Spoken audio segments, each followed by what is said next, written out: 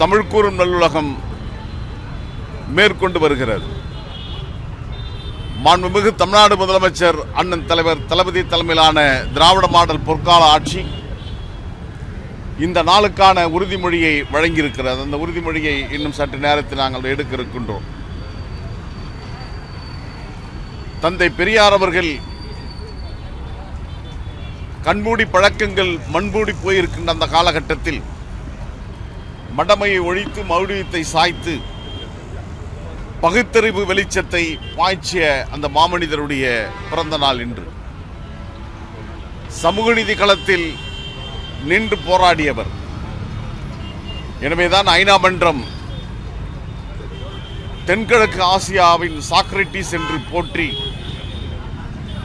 The champion of social justice என்று அவரை ஆராதித்து விருதுகளை வழங்கியிருக்கிறது. எனவே தந்தை பெரியாருடைய அவருடைய பிறந்த நாளில் நாங்கள் எங்களுடைய திராவிட இயக்க பயணங்களை தொடர்வதற்கு நாங்கள் வீதிக்கு வந்திருக்கிறோம். கடந்த 15ஆம் தேதி காஞ்சிபுரத்தில் தமிழ்த்தாயின் தலைமையின் பேரறிஞர் அண்ணா அவருடைய பிறந்தநாள் விழாவை மிக எழுச்சியாக கொண்டாடினோம்.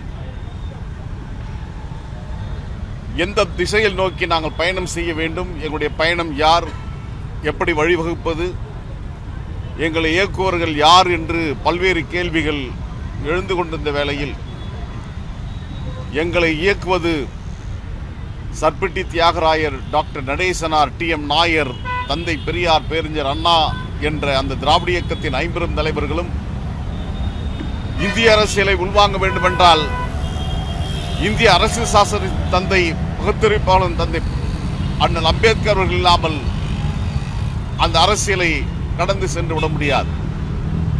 எனவே தேசிய அரசியலுக்கு அண்ணல் அம்பேத்கர் அவர்களையும் சர்வதேச அரசியலுக்கு பொதுவுடைமை சித்தாந்தத்துடைய பிதாமகன் பேராசான் காரல் மார்க்ஸ் அவர்களையும் நாங்கள் இதயத்தில் மதிப்பித்தான்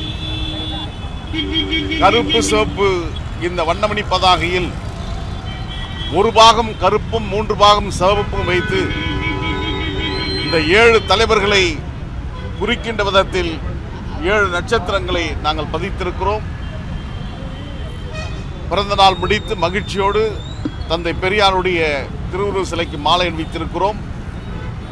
நீங்கள் அமைப்பாக இயங்கப் போகிறீர்களா, இயக்கமாக இயங்கப் போகிறீர்களா, கட்சியாக இயங்கப் போகிறீர்களா என்ற கேள்விக்கான விடையை அண்ணாவுடன் களமாடிய தொழிற்சங்க சாசனமாக விளங்கிக் கொண்டிருக்கின்ற 91 வயது நிரம்பிய இயக்கத்தின் மூத்த முன்னோடி ஐயா திருப்பூர் துரைசாமி அவருடைய வழிகாட்டுதலில் 19 மாதம் பொடாசிறையில் அடைபட்டு கிடந்த அண்ணன் புலவர் செவந்தியப்பனுடைய தலைமையில் 15 பேர் கொண்ட குழு அமைக்கப்பட்டிருக்கிறது.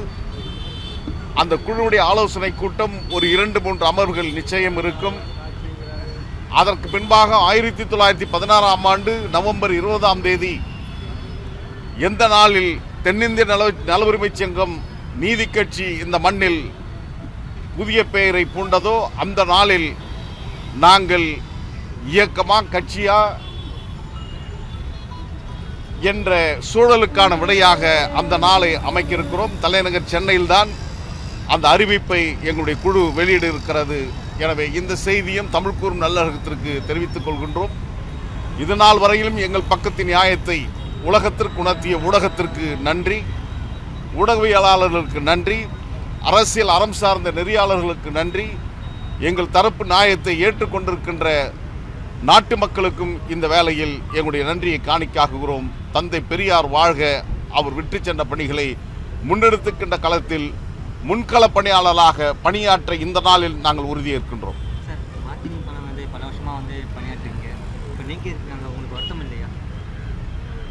4 ஆண்டுகளாகவே அதற்கான ஒரு தயாரிப்பு, ஒரு மனதிடம் என்னுள்ளே உருவாகி இருந்தது. கவலைப்பட வேண்டியது மறுமலை திமுகவுடைய மகன் திமுகவுடைய தலைவர் வைகோ அவர்களும் அந்த இயக்கத்தில் என்னை உயிராக நேசித்த தொண்டர்கள் கண்ணீர் விடுகிறார்கள், கவலையில் இருக்கிறார் என்பதை நான் மறுப்பதற்கில்லை. எனவே கவலை என்பதனை காட்டிலும் 2.25 ஆண்டு ஜென்ம தண்டனை என்று சொல்லுகின்ற விதத்தில் ஒரு ஜென்மாந்திர தண்டனை என்பது 14 ஆண்டுகள். தலைவர் வைகோ அவர்களுக்காக 2.25 ஜென்ம தண்டனையிலிருந்து அண்ணா பிறந்த நாளுக்கு முன்பாக நற்செய்தியை அவர் அறிவித்து எங்களை விடுவித்திருப்பது எனக்கு அதிர்ச்சியோ ஆச்சரியமோ இல்லை, மாறாக மகிழ்ச்சியாக அதை ஏற்றுக்கொண்டிருக்கின்றேன். எங்களுடைய களம் பறந்து விரிந்தது. நாங்கள் ராஜாளி பறவை போன்று எல்லா களத்திலும் நின்று பணியாற்றுவோம். நீக்கிட்டாங்க இருந்த போதில் வந்து உங்களோட மோதத்தில் வந்து வைகோ ஐயா சின்னம் இருக்கு. என்னுடைய அரசியல் வழிகாட்டி தலைவர் வைகோ அவர்கள், எனக்கான முகவரியை தந்தவர் அவர்தான். என்னை அவர்கள் விமர்சிக்கலாம், அவர்களுக்கு அந்த உரிமை இருக்கிறது. எனவே அந்த விதத்தில் அவருடைய இதயத்தை நான் பூசிக்கின்றேன். நான் ஏற்கனவே சொன்னதை போன்று மரணம் மட்டும்தான் என்னை தலைவர் வைகோவிடமிருந்து பிரிக்க முடியும் என்று நான் உறுதியாக நம்பிக்கொண்டிருக்கின்றேன்.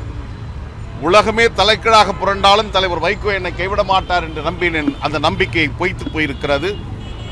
நம்பிக்கை துரோகம் செய்தான் மல்லை செத்தா என்பதற்கு பதிலாக தலைவர் வைகோ அவர்கள் நம்பிக்கைட்டான் மல்லை செத்தியா என்பதாகத்தான் இன்றைக்கு வரலாறு பதிவு செய்யப்பட்டிருக்கிறது. எனவே அந்த குற்றச்சாட்டிலிருந்து தலைவர் வைகோ மீள முடியாமல் மகன் திமுகவின் சூழலின் காரணமாக, மகனுடைய நெருக்கடியின் காரணமாக, குடும்ப உறுப்பினர்களுடைய நெருக்கடியின் காரணமாக இந்த பரிதாபத்திற்குரிய நிலைமைக்கு தள்ளப்பட்டிருக்கிறார். அண்ணா பிறந்த நாளில் காலை 9 மணிக்கு துவங்கியுடைய விழா இரவு 10:15 மணி வரையிலும் ஏறக்குறைய 13 மணி நேரம் கடந்து நாங்கள் ஒரு வரலாற்று சிறப்புக்குரிய விதத்தில் உலக சாதனையை போன்று நாங்கள் அந்த நிகழ்ச்சியை நடத்தியிருக்கிறோம். ஆனால் மகன் திமுக வெறும் 2.25 மணி நேரம்தான் அந்த நிகழ்ச்சி 5 மணிக்கு துவங்கி 7:50 முடிக்கிறார்கள் என்று சொன்னால் அவருடைய பரிதாபத்துக்குரிய நிலைக்காக நாங்கள் வருந்துகிறோம். அதுதான் நவம்பர் 20 தென்னிந்திய நரம்பு சங்கம் உருவாக்கப்பட்ட அந்த நாளில் தலைநகர் சென்னையில் அது நிச்சயம் அறிவிக்கும்.